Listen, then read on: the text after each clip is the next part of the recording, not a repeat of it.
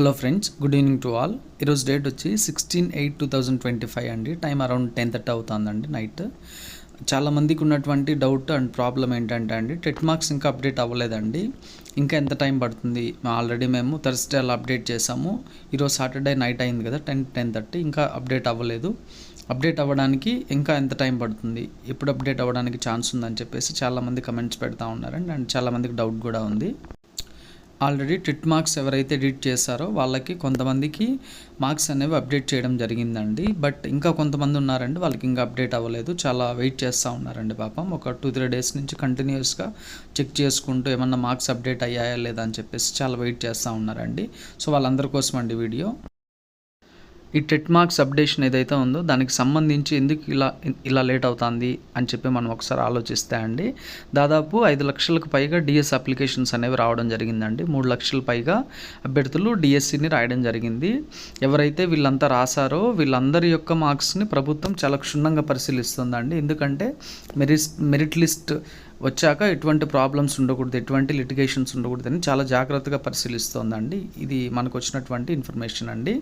And ఏ ఒక్క అభ్యర్థికి కూడా నష్టం జరగకూడదనే ఉద్దేశంతో ప్రభుత్వం చాలా జాగ్రత్తగా ఒక 3-4 డేస్ నుంచి కంటిన్యూస్గా వర్క్ చేస్తూనే ఉందండి. సో అందుకోసం అని చెప్పేసి ఇంకా టెట్ మార్క్స్ అనేవి ఇంకా అప్డేట్ అవ్వడం లేదండి. ఇంకా చిన్న చిన్న సమస్యలు ఏవైతే ఉన్నాయో, ఇంకా సాఫ్ట్వేర్ లోపాలు ఏవైతే ఉన్నాయో వీటి మీద అన్నీ కూడా ప్రభుత్వం చాలా జాగ్రత్తగా పనిచేస్తుందండి. అండ్ ఇంకొక విషయం అండి, ఈ టెట్ మార్క్స్ సమస్య ఏదైతే ఉందో మీ ఒక్కరికే సంబంధించింది కాదండి, దాదాపు చాలామందికి సంబంధించినటువంటి ఇష్యూ అండి.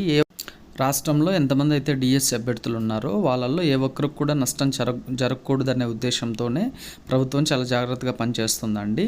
సో అందుకోసం అని చెప్పేసి టెట్ మార్క్స్ అప్డేషన్ అనేది కొంచెం లేట్ అవుతూ ఉందండి. నేను చాలాసార్లు చెప్పానండి, ఆల్మోస్ట్ 5-6 టైమ్స్ చెప్పాను. ఈ టెట్ ఇష్యూస్ ఏవైతే ఉన్నాయో ఇవన్నీ రిజాల్వ్ అయ్యేంత వరకు నెక్స్ట్ స్టెప్ అయితే 100% ఉండదండి. ఏ ఒక్కరికి కూడా నష్టం జరగకుండా అందరి సమస్యలు క్లియర్ అయిన తర్వాతనే నెక్స్ట్ మెరిట్ లిస్ట్ అనేది రావడం జరుగుతుందండి. సో కాబట్టి టెట్ మార్క్స్ గురించి మీరు ఎక్కువగా ఆలోచించడం అవసరం లేదండి. ఖచ్చితంగా అప్డేట్ అవుతాయండి, 100% అప్డేట్ అవుతాయి. ఎటువంటి ప్రాబ్లమ్స్ అనేవి ఉండవండి. మీ ప్రాబ్లమ్స్ అన్నీ క్లియర్ అయిన తర్వాతే, మళ్ళీ చెప్తున్నాను, మీ ప్రాబ్లమ్స్ అన్నీ క్లియర్ అయిన తర్వాతనే మెరిట్ లిస్ట్ రిలీజ్ చేయడం జరుగుతుందండి. యాక్చువల్గా ఈరోజు వచ్చేసి సెలవు అండి, చాలామందికి హాలిడే ఈరోజు.